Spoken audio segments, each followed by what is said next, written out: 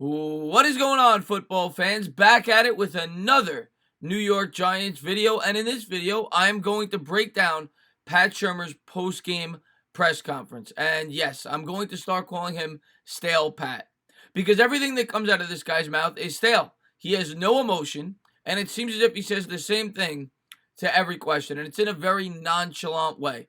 Of course, as Giants fans, we have a lot of questions as this team has now dropped to 0-2 after their second straight loss against the Buffalo Bills, and it seemed as if it was almost watching another movie on replay. It was almost the same exact outcome in the way it developed. The Giants got out to a great start with their first drive. They put up 7, and then Buffalo touchdown, right? Of course, in the second half, it got a little better with the defense, but the offense continues to struggle on third down. Did not move the ball effectively, and, of course, Barkley played well again. So it was almost as if we watched the same game 2 weeks in a row. And the Giants have a lot of things they need to work on. And we're going to get into all the questions that Pat was asked after the game. So here it goes. So there's Pat. And here is his opening statement to the press. First, I thought Buffalo did a good job. They took advantage of opportunities. They scored when they needed to early.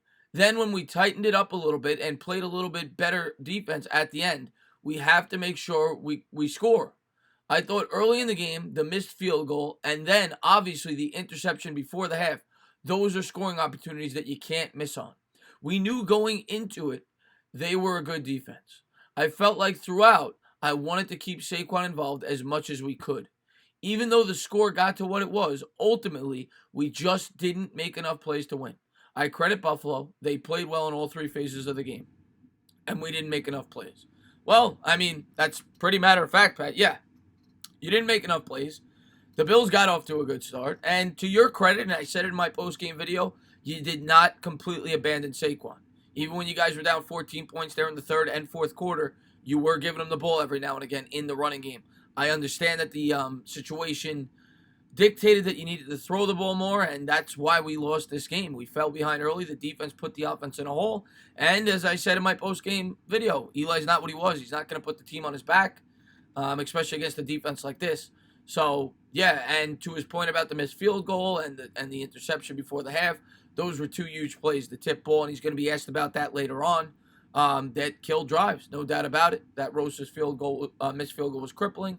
Along with the fumble that should have been called by the referees, that could have been a play that really shifted momentum. But at the end of the day, we were outplayed by a better football team.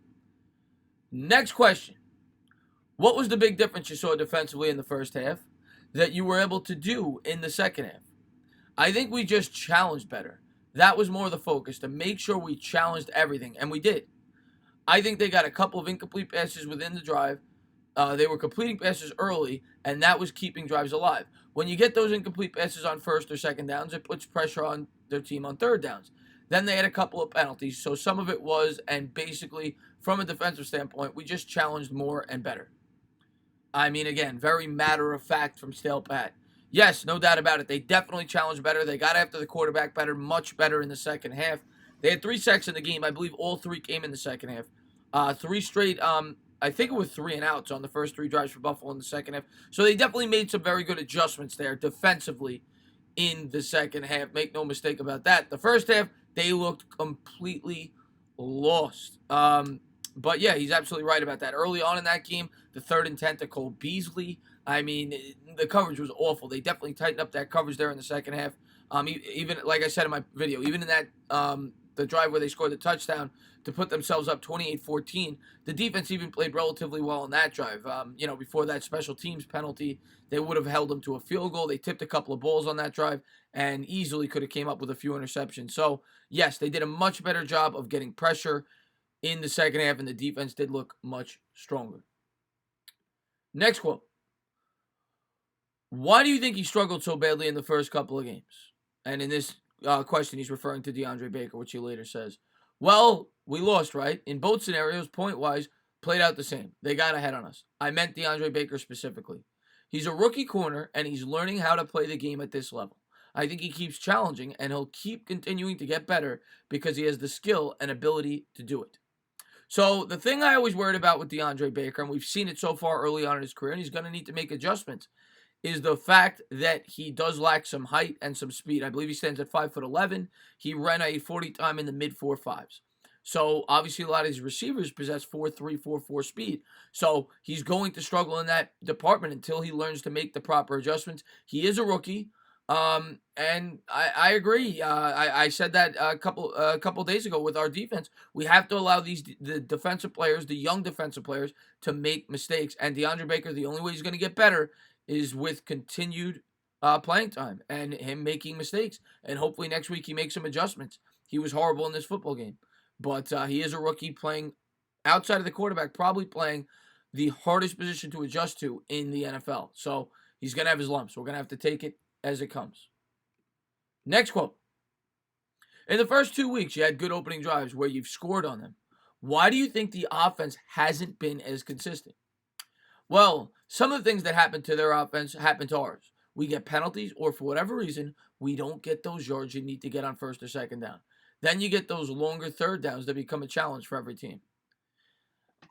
Again, very matter of fact, Pat. I don't have the answer to this. Obviously, the team comes out both games and they score in the first drive, a touchdown, and you can't ask for much better than that. Perfect start, both games. And the only thing that makes any sense to me is, maybe they game plan and they come up with a great first drive, and then the defense adjusts to it, and then the Giants don't have an answer for it. Maybe Pat and the coaching staff comes up with a great game plan after that first drive. They know how to attack the defense from the film that they watch. And then after the defense gets one look at our offense, they say, okay, these are the adjustments we need to make. And then, they put the Giants in. Oh, that's the only thing that makes any sense to me. Did they commit a couple of penalties? Yeah, not too much from what I remember. The offense just didn't move the chains after that first drive for the most part, outside of the second half, in which they came to life a little bit there on that drive where they scored the touchdown. But, a lot of tip balls. A lot of tip balls. I think Buffalo had 6 or 7. We're going to get to that. Next quote. Can you speak to the impact that T.J. Jones had? Yeah, he did a great job. He caught the touchdown pass, certainly. He had the long punt return, which was excellent, and set us up in the position to get points, which we didn't. For being here just for a couple days, he did a very nice job. T.J. Jones played great in this game. That special teams punt return could have been a momentum-shifting play.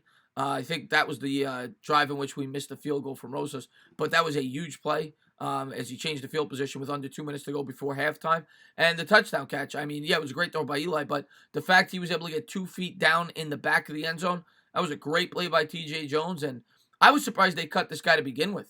He had a great preseason. I was surprised. I was really surprised, but I was glad to see that he got an opportunity and made the most of it, and I expect Jones to be involved going forward. Next quote. Starting the season 0-2 gives you a little bit of a challenge here going forward. What's your message to the guys as you get ready here for week 3? Well, we have to win a game in Tampa. That's the message. That's just how you have to roll this thing out. Just go play. Pat, come on. Give us more than that. Give us some emotion. My God, of course you got to win. How about saying, we're 0-2, and if we lose this game, a lot of guys might be losing their jobs. We need to wake up on both sides of the football, offense and defense. Pat, I'm getting sick and tired of these matter-of-fact answers. Now, Pat, I'm behind you. You're my head coach. I'm a New York Giant fan. But you got to liven up a little bit. You gotta show some fire. Tom Coughlin used to. Oh, man. Not much more to say about that.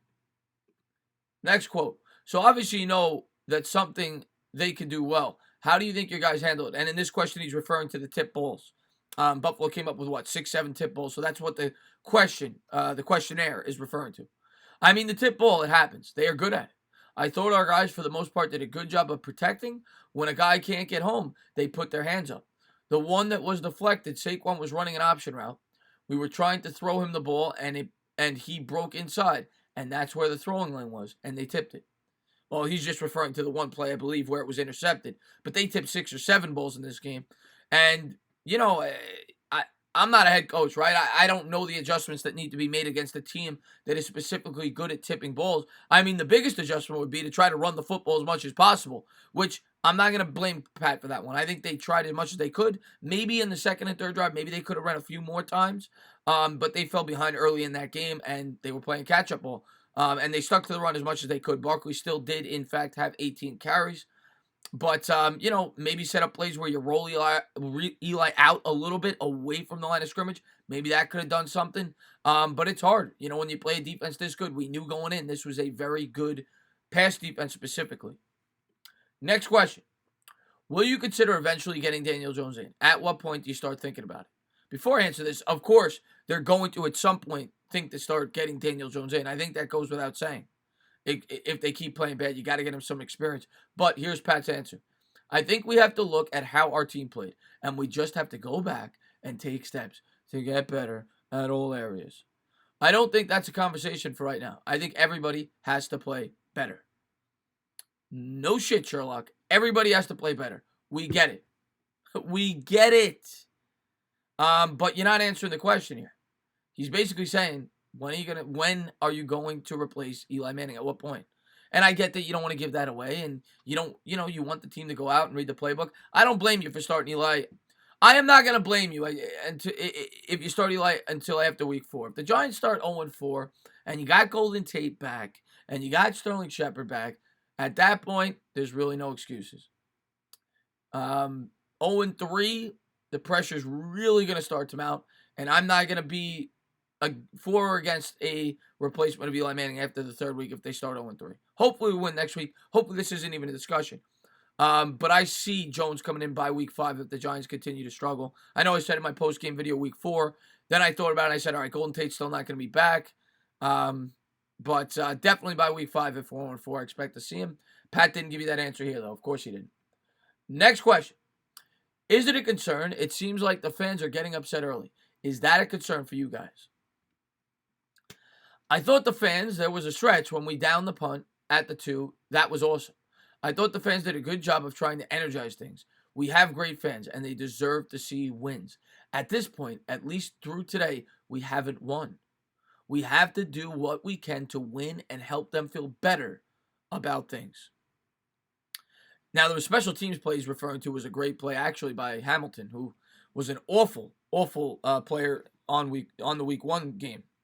But today, he made a great special teams contribution. That was a phenomenal play. Of course, the Bills then went 98 yards. But Hamilton did make a great play there. As far as the fans go, the fans have every right to be aggravated.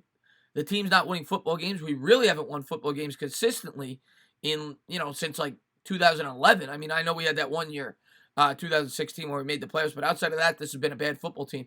So the team has every right to be aggravated. And it's tough to go through this change. It really is. And then the last and final question. The first touchdown drive was pretty much all... Oh, I already asked that question. Okay, never mind, guys. That was it. So that wraps it up. It's stale Pat. He's going to give you a lot of answers that he's given you in the past. He's going to be very matter of fact. We know he's not a fiery guy. It's boring. As Giants fans, we're all very upset. We want to see a coach that represents that, and I understand it. And Pat, I don't think he's on the hot seat yet. I know a lot of Giants fans want him to be, and they feel that way. At the end of the day, you still have a rookie quarterback. When the Giants drafted that rookie quarterback, I think it gave Pat and Gettleman at least another year before they're even in danger of being let go. If Daniel Jones is not good, those two will probably lose their jobs next year at the end of next season because their jobs rely on it. They put their jobs on the line when they drafted a quarterback that nobody thought should have been going number 6 overall. But if Daniel Jones is good, everybody's going to forget about all this. We're just going to have to wait and find out and see how it plays out for the rest of the season. But as always, guys, if you liked what you watched, please subscribe, drop a comment, maybe give me a little thumbs up. Cheers.